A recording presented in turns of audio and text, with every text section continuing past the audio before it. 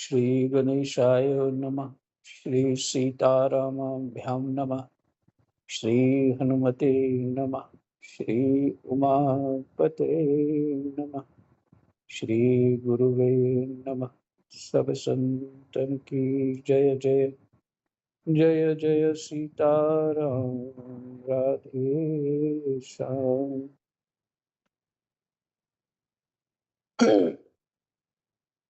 सप्तम स्कंध 15वां अध्याय।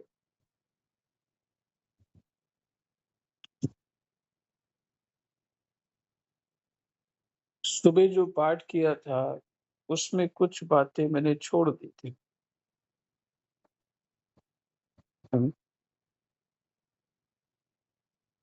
ये जो प्रसंग था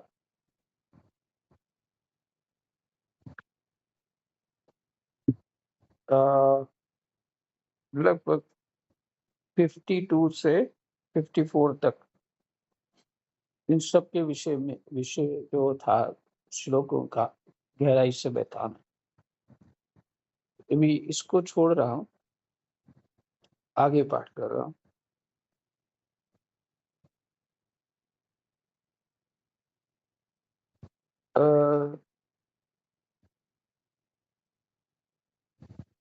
हमारा कितना 55 तक हुआ है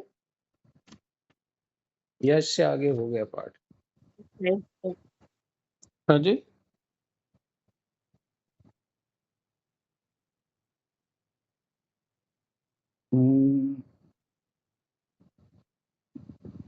महाराज जी 53 तक ही हुआ था।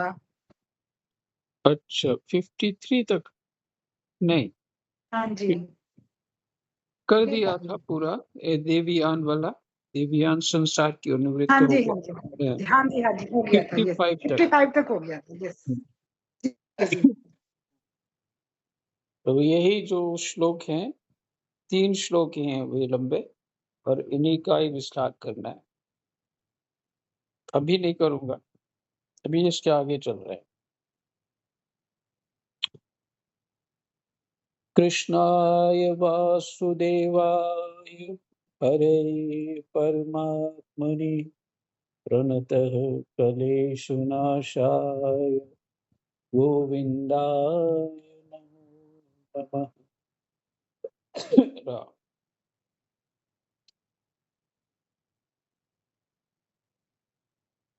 ये पितृयान और देवयान दोनों ही वेदोक्त मार्ग हैं। श्लोक नंबर 56 से शुरू हो रहा है। जो साथ साथ पाठ करते हैं उनको तो आवश्यकता होती है कहाँ से पढ़ रहे।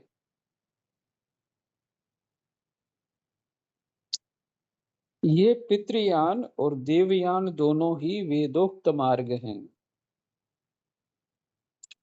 जो शास्त्रीय दृष्टि से इन्हें तत्वतः जान लेता है वह शरीर में स्थित रहता हुआ भी मोहित नहीं होता।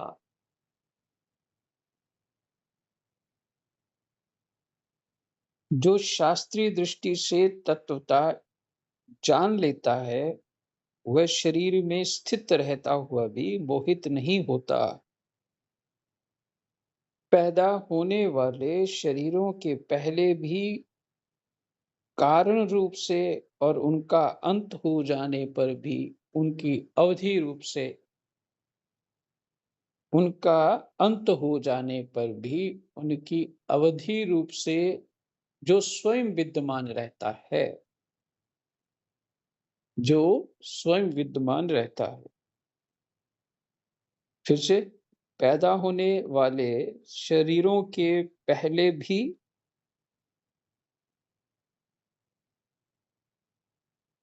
मैंने शरीर पैदा होने से पहले भी जो रहता है, पहले भी कारण रूप से और उनका अंत हो जाने पर भी उनकी अवधि रूप से जो स्वयं विद्यमान रहता है, बाद में भी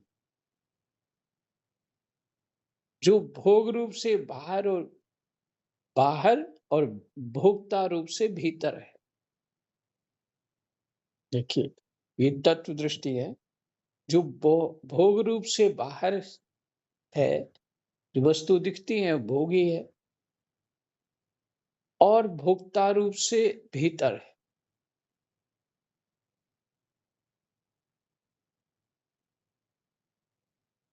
जो आत्मा माने जो मनुष्य के पहले जन्म लेने से मनुष्यों के जन्म लेने से पहले भी रहता है और बाद में भी रहता है और भोग रूप में भी रहता है। भोग्य और भोक्ता ऐसा मान लीजिए। भोग्य वस्तु और भोक्ता रूप से भीतर हमारे रहता है तथा ऊंच और नीच जानने का विषय वाणी और वाणी का विषय अंधकार और प्रकाश आदि वस्तुओं के रूप में जो कुछ भी उपलब्ध होता है वह सब स्वयं यह तत्ववेता ही है। वह सब स्वयं ये तत्व वेता ही है। इसी से वो उसका स्पर्श नहीं कर सकता। वही देखो यहाँ पे अगर ऐसे कह दें कि वह सब स्वयं यह तत्ववेता ही है तो यहाँ पे अब क्या घटता है? स्वपन। स्वपन जो है उसमें दूसरा कोई नहीं होता, सिर्फ मैं होता। जो कुछ भी दिख रहा होता है, समझ आ रहा होता है, सुख आ रहा होता है, अपना पराया मित्र शत्रु जो भी कुछ उसमें होता है वो मैं होता। उसी तरह ये रहस्य है जीवन का। वह सब स्वयं यह तत्ववेता ही है जो भोक्ता रूप में है, भोग्य रूप में है, ऊंच नीच जानने का विषय, वाणी और वाणी का विषय, अंधकार और प्रकाश आदि आदि मैंने और भी बहुत कुछ वस्तुओं के रूप में जो कुछ भी उपलब्ध होता वह सब स्वयं यह तत्ववेता ही है।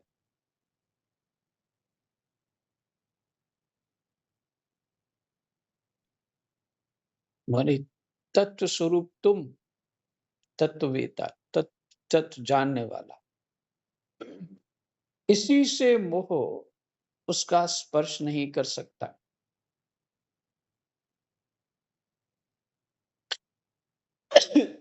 मैं अभी सभी श्रोताओं की तरफ ध्यान दे रहा हूं तो मुझे लग रहा है कईयों को थोड़ा मुश्किल हो सकता है समझने में। बात सरल है। सरल इस दृष्टि से मेरे लिए सरल हो गई ना, तो मैं इसका चिंतन करता रहता हूँ और जो अभी इसका चिंतन नहीं करते हो सकता है उनके लिए मुश्किल हो।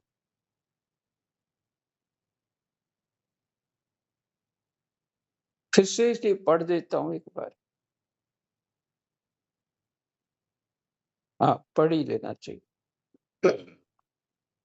श्लोक नंबर 56। ये पितृयान और देवयान दोनों ही वेदोक्त मार्ग हैं।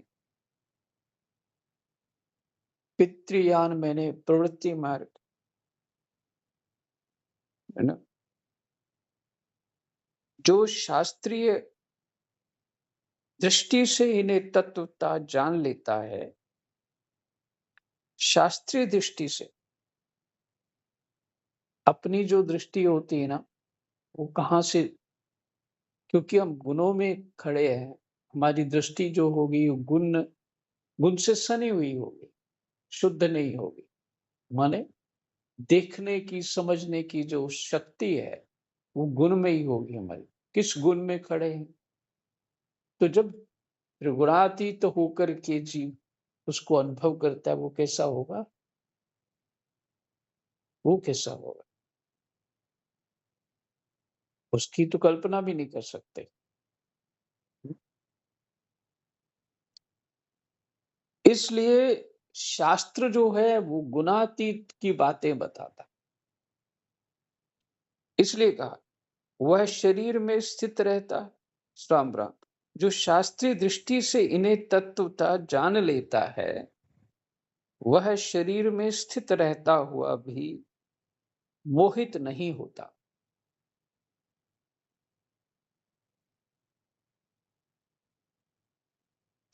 वह शरीर में स्थित रहता हुआ भी मोहित नहीं। पैदा होने वाले शरीरों के पहले भी राम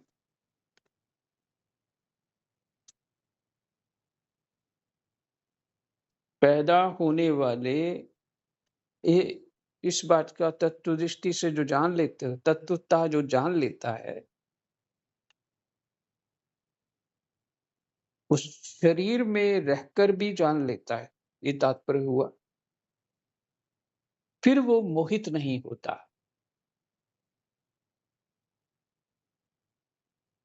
क्योंकि अहंता ममता का विषय नहीं रहता। उसको पता है मेरी उत्पत्ति क्या है, तो दूसरों की क्या है। हाँ। अच्छा, ऐसे माने कि स्वप्न आप देख रहे हैं। स्वप्न देखते समय आपको ये नहीं, बिल्कुल ज्ञान नहीं होता कि मैं ही सब कुछ हूँ। स्वप्न में आपके स्वप्न में कोई दूसरा प्रवेश कर ही नहीं सकता।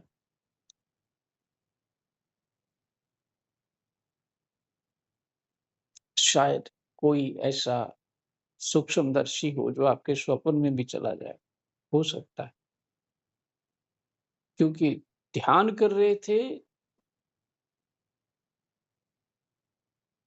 नाभाजी के गुरुजी, ध्यान में ही सेवा पूजा कर रहे थे और इतने में उनका शिष्य जो है वो इस समुद्र में फंसा हुआ था। कोई व्यापारी जहाज उसका लहरों में डूबने वाला था, तो वो गुरुजी पुकार रहा था।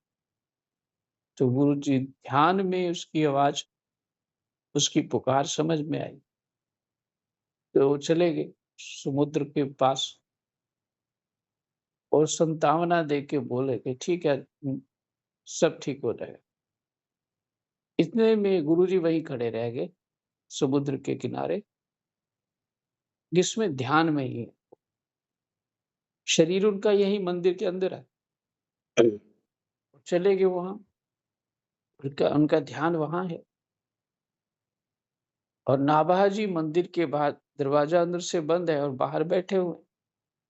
तो कोई आके गुरुजी को किसी तरह का बाधा विघ्न ना पहुंचा दे, तो इसलिए वो बाहर बैठते थे। यही आज्ञा थी, जब तक अंदर हूं तुम बाहर ही बैठे रहा करो।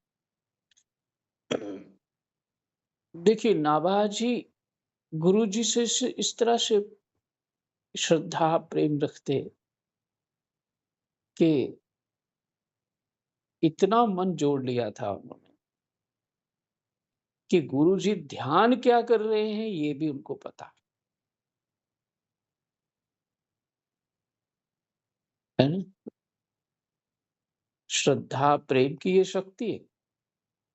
गुरुजी ध्यान क्या कर रहे हैं वही भी उनको पता है। तो वो चले गए समुद्र के किनारे और नाभाजी को देखते हैं सेवा पूजा का टाइम हो गया, गुरुजी वहीं बैठे। तो दरवाजे के बाहर बैठे तो कहते हैं, गुरुदेव बहुत समय हो गया, अब सेवा पूजा कर लीजिए। बस इधर कान में आवाज पड़ी, उधर से वो सूक्ष्म जो उनका देह था वो आ गया और पहले ही पूछा कि किसने बोला। तो उन्होंने कहा, प्रभु आपकी जूठन खाता हूं इसलिए पता है सब। उन्होंने तो कुछ और शब्द बोले, मैं अपने से बोला। तो उन्होंने कहा कि वो ऐसा श्रद्धावान, ऐसा प्रेम रखने वाला कि मेरी नाभि की बात जानता है, इसलिए उसका नाम नाभा रखा। पहले नारायण दास नाम था उनका, नाभा रखा। फिर बहुत सारे आशीर्वाद दिए और उन्होंने ही भक्तमाल ग्रंथ लिखा गुरु जी की आज्ञा से।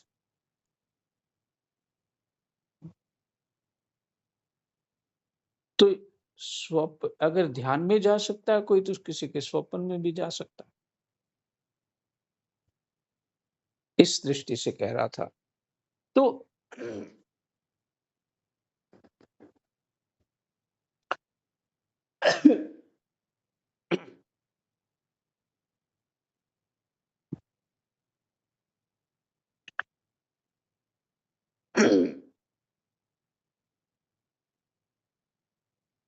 जो शास्त्रीय दृष्टि से तत्वता जान लेता है वह शरीर में स्थित रहता हुआ भी मोहित नहीं होता।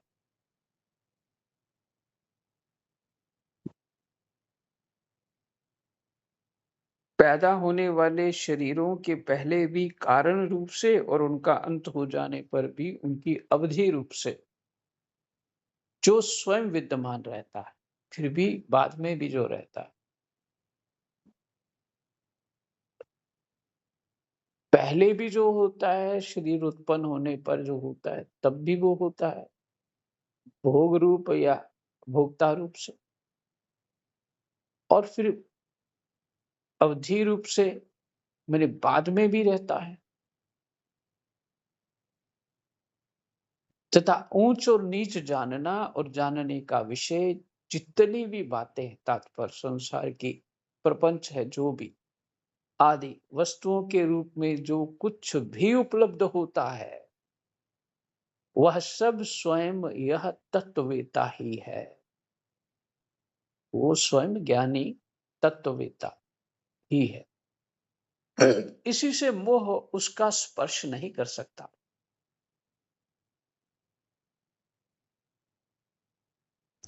मोह तभी होगा ना कि अज्ञान में होता है मोह, कि ये अलग है, ये अलग है, ये पराया है, ये अपना है। पराये से कोई मोह नहीं होता, अपने वाले से मोह होता है।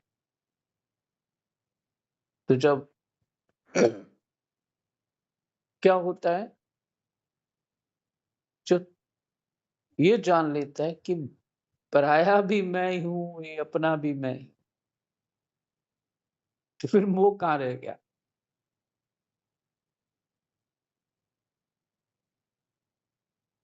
इसलिए कहा वो मोहित नहीं होता। इसी से मोह उसका स्पर्श नहीं कर सकता।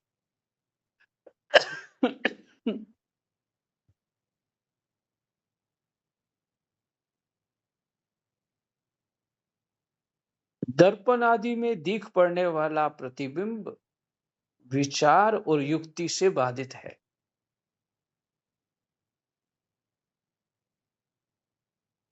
दर्पण आदि में दिख पड़ने वाला प्रतिबिंब जो होता है विचार और युक्ति से बाधित है, उसका उनमें अस्तित्व है नहीं।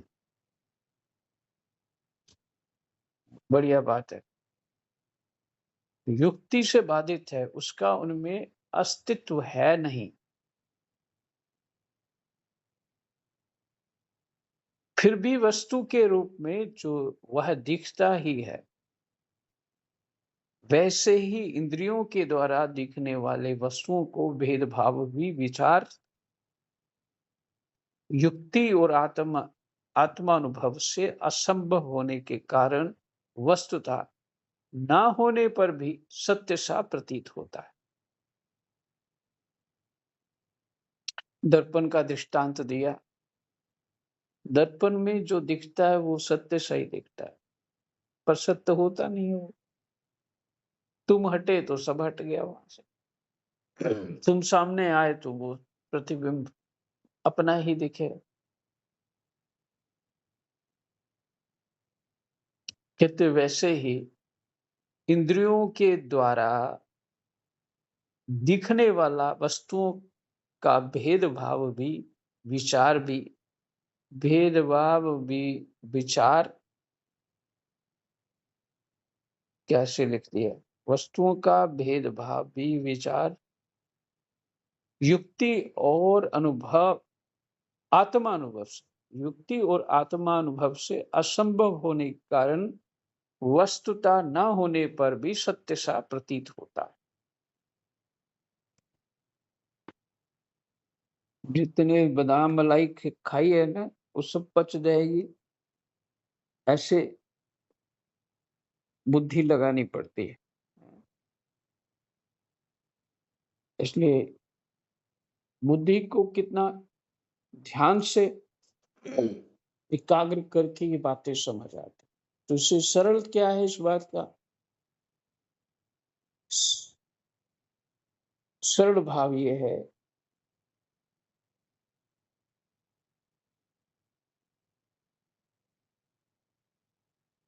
आत्मानुभव से असंभव होने के कारण वस्तुता न होने पर भी सत्य सा प्रतीत होता है। सत्य सा प्रतीत होता है। क्या? ये जो दिख रहा है, पता क्यों दिख रहा? मन से इंद्रियों का होता है प्राकट्य, और इंद्रियां तमोगुण का आश्रय लेके ही अपना अस्तित्व बनाती है। तमोगुण तो होता ही अज्ञान है। उस उन इंद्रियों से, तमोगुण से, जो अज्ञान से ही जो स्थापित है पहले, उनसे हम जगत देख रहे हैं, है ना? तो बताइए फिर क्या देख रहे हैं? फिर क्या है हमारी दृष्टि?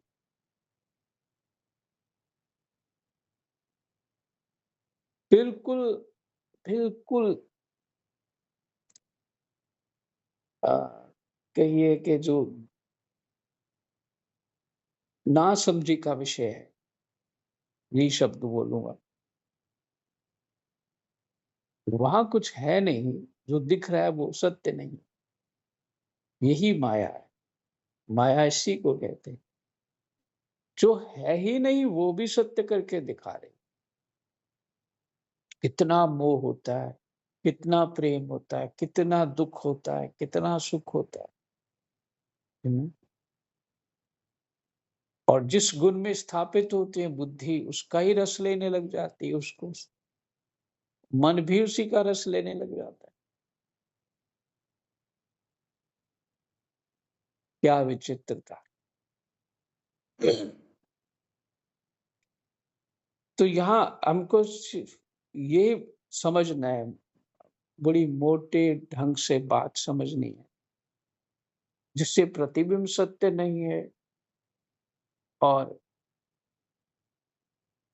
उसी तरह इंद्रियों से जो प्रपंच दिख रहा है वो सत्य नहीं। गोस्वामी जी तो एक लाइन में बोल रहे थे, गो गोचर जहां लग माया। अब गो मैंने इंद्रियों, गो मैंने इंद्रियों, इंद्रियों से जो कुछ भी दिखता है वो माया है, सत्य नहीं। अब बताइए, हम माया को सत्य मान रहे हैं,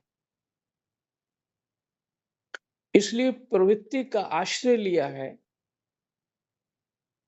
और प्रवृत्ति जो है, अगर शास्त्रीय ढंग से है तो निवृत्ति करा देगी। माने इस सब प्रपंच से बाहर निकालने का साधन है निवृत्ति। और क्योंकि हम ही नहीं हटना चाहते यहाँ से, इतना अच्छा लग रहा है कि हम लोग भी हटना नहीं चाहते यहाँ से। कोई भी हो उसको बोलो कि तुम ध्यान हटा लो इन सब चीजों से, परमात्मा में जुड़ जाओ, परमात्मा मिल जाओगे, मिल जाएंगे, तो तैयार तो हो जाएंगे। फिर मोह की बातें याद आएंगी, ये वो, तो फिर यही सोचेंगे साथ साथ भजन करते हैं, साथ साथ में संसार में भी देख लेते हैं। ऐसे नहीं होता है।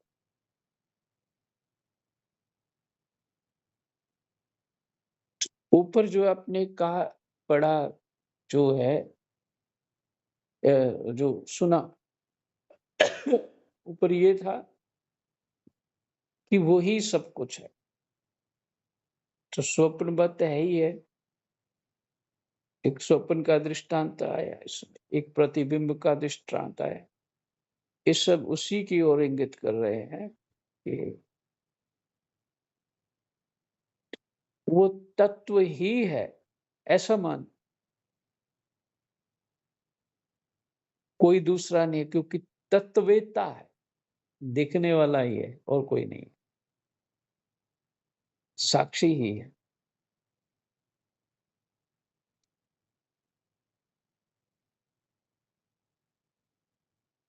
चलो, पृथ्वी आदि पंचभूतों से इस शरीर का निर्माण नहीं हुआ है।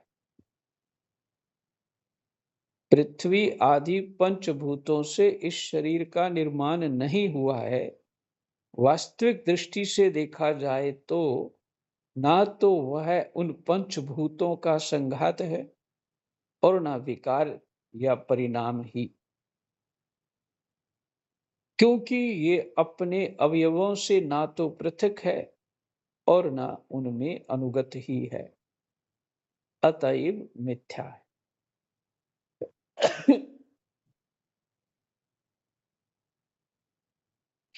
वो सब जो कहा है कि पृथ्वी आदि आदि से जो हम्म, शरीर जो कितने 23 तत्व है, ये सब कहाँ से है तो उस चेतना से ही। वो बात समझाने के लिए है कि तुम उस सत्य से अज्ञान में धीरे धीरे कैसे उतरे और शरीर प्राप्त किया, और फिर उसी स्थान पे अपने स्वरूप को कैसे जाना है, शास्त्र ये बता रहे। तो इसलिए कह रहा है कि वो संघात जो है माया मात्र है ही नहीं। तब होगा जब ये बात समझ में आएगी कि तत्ववेता ही, स्वप्न दृष्टा ही जो है वही सब कुछ है। फिर उसको समझ आएगा। अगर ऐसी स्थिति है तो उसमें जो है बात बदल जाएगी। मैंने कहने का तात्पर्य है, जो पहले कह रहे कि 5 ज्ञान इंद्रियां, 5 कर्म इंद्रियां, मन बुद्धि चित्त अहंकार, इनका संघात तो त्रिगुणात्मक जो तत्व हैं, उनके सभी वस्तु की संघात से वो ये देह शरीर प्राप्त है। हम्म? और अब ये कह रहे हैं कि है नहीं, वो इस दृष्टि से कह रहे हैं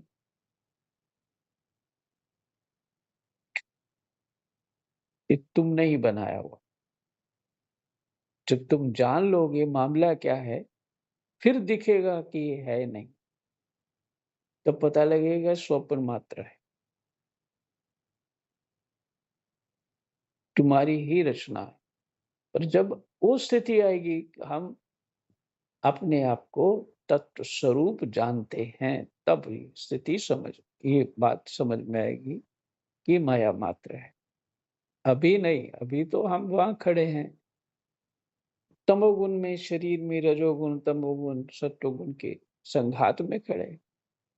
अभी तो नहीं ये समझ में आए, अभी तो ये सब कुछ सच लगेगा। दुख ना मिले इसलिए पुण्य करना है, भय ना लगे इसलिए हनुमान जी को याद करना है, अभी ये करना है वो करना है इत्यादि, मेरे ये धर्म है, मेरे ये कर्म है। उसमें जिस जो तत्ववेता जब जान लेता है तो उसका कोई धर्म कर्म नहीं रहता। धर्म कर्म जो है इस असत्य को पार करने के लिए, धर्म कर्म जो है जहां पे ये प्रपंच माया मात्र जो है इससे बाहर निकलने के लिए।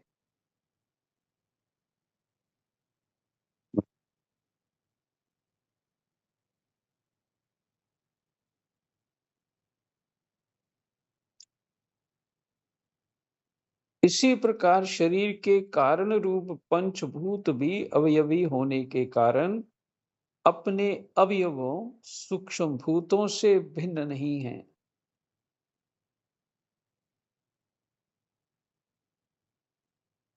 सूक्ष्म भूतों से भिन्न नहीं।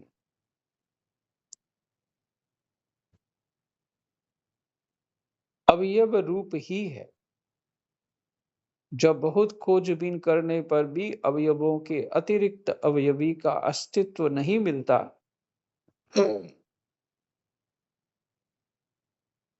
अवयवी मैंने अंग अंग होते हैं, जैसे अंगी हो गया, अंगी हो गया, उसका धड़ जो है अंगी हो गया, और हाथ हाथ पैर सिर आदि ये अंगी हो गए। नहीं, ये अंगी हो गया, अंग हो गए, हाथ पैर इत्यादि अंग हो गए। और उसी तरह ये अवयवी और अवयव शब्द है। अवयवी होता है अंग हो गए। सूक्ष्म भूतों से भिन्न नहीं है, अवयव रूप ही है। जब बहुत खोजबीन करने पर भी अवयवों के अतिरिक्त अवयवी का अस्तित्व नहीं मिलता, अवयवों के अतिरिक्त उसके अतिरिक्त अवयवी का अस्तित्व नहीं मिलता, वह असत्य ही सिद्ध होता है। तब अपने आप ही ये सिद्ध हो जाता है कि ये अवयव भी असत्य ही हैं।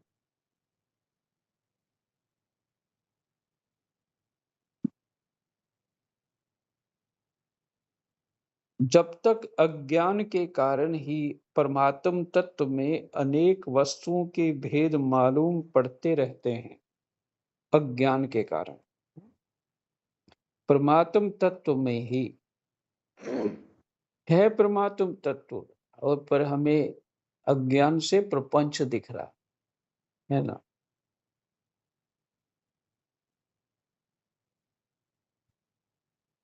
अज्ञान से प्रपंच दिख रहा है। वही बात है कि तत्ववेता को ये प्रपंच नहीं दिखता, कुछ है ही नहीं, कोई प्रपंच नहीं है। तुम ही तुम हो।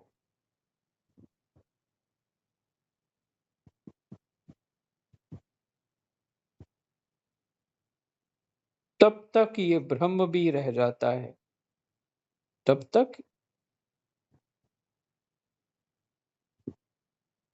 ये भ्रम भी नहीं, तब तक ये भ्रम भी रह सकता है जब तक अज्ञान के कारण ही परम तत्व में अनेक वस्तुओं के भेद मालूम पड़ते रहते हैं। अज्ञान के कारण तब तक ये भ्रम भ्रम माने माया भी भ्रम भी रह सकता है। रह जाता है, कहाँ से आ रहा है, रह सकता है। चार, तो इस ऊपर करता हूँ तो चश्मा इस तरह से लटक गया था, तो उल्ट ठीक, पता नहीं कैसे दिख रहा था, अब ठीक है, रह सकता है कि जो वस्तुएं पहले थी वे अब भी है, और स्वप्न में भी जिस प्रकार जागृत स्वप्न आदि अवस्थाओं के अलग अलग अनुभव होते ही हैं, तथा उनमें भी विधि निषेध के शास्त्र रहते हैं, वैसे ही जब तक इन भिन्नताओं के अस्तित्व का मोह बना हुआ है, तब तक यहाँ भी विधि निषेध के शास्त्र हैं ही। भिन्नताएं जब तक लग रही हैं, तब तक विधि निषेध है, और जब भिन्नताएं नहीं लगेंगी, तत्ववेता हो जाओगे, तब कोई विधि निषेध नहीं है। तो बात जो आपने सुना वो एक बादाम खा के ही बात करने वाली है। हुँ? समझना कठिन है, पर इसको बार-बार पढ़ना, विचार करना। लेकिन मैं इस सब आपको इसलिए ये ज़्यादा उसमें नहीं प्रयास करता, थोड़ा सार रूप में बताने का प्रयास करता हूँ। इस अभी आप के लिए इतना इसमें बुद्धि लगाने की आवश्यकता नहीं। जब चित्त शांत होगा, कभी-कभी थोड़ी-थोड़ी बात जो पाठ करते-करते आगे ये क्लियर हो जाती है, सब कुछ क्लियर हो जाएगा। जो पढ़ा है ये भी समझ में आएगा। कृष्ण केवल मात्र जो अभी तक पीछे सुन चुके हैं, वही कहा है। शब्दों का फेर है बस। और शब्दों का फेर भी क्यों दिया शास्त्र में होता है? प्रसंग को ठीक से समझ में आए।